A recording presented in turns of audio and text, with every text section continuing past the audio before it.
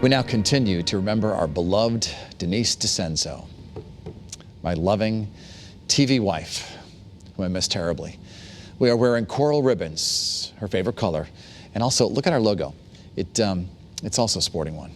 Denise always took the time to mentor the youngest members of the Channel 3 team and help them become better journalists. Channel 3's Roger Suzanen is in our newsroom now with the story. Roger?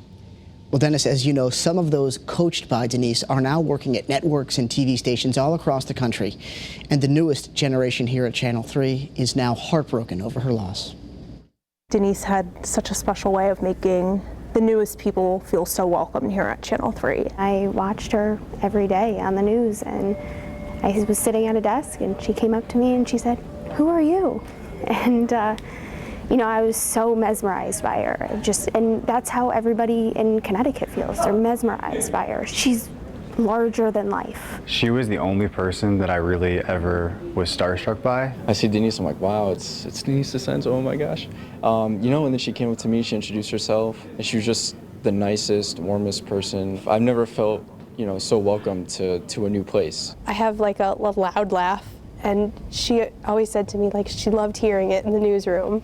And I was like, how could Denise like something of mine? Like, I like everything of hers. I worked here while I was going to college, part-time, worked here full-time, and she knew that I was graduating from college, and her and Dennis threw me a graduation party. And she was just that type of person. I remember my very first report. It aired, and then that night I got an email from Denise saying how much she loved it. It made my day, it made my night, just having such kind words coming from the Denise DiCenzo. What she had said to me, I really took to heart because of the presence that she has. She told me to just really be myself, be compassionate, and really take pride in your work. Dennis said to me that she thought of me as a second daughter, and I thought of her as a second mom.